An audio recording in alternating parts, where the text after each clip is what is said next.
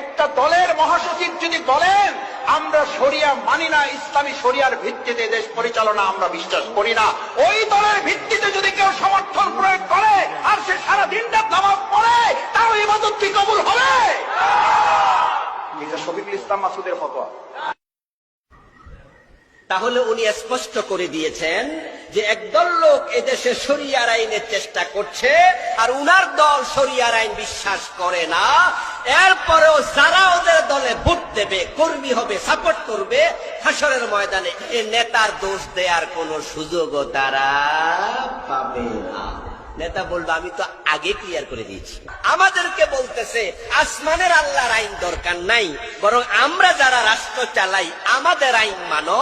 তাদের আইন যারা মেনে নিয়েছেন, আল্লাহর আইনকে বৃত্তাঙ্গুল দেখিয়েছেন, আল্লাহর কসম আপনারাও ফেরাউন নমরুদের মতো।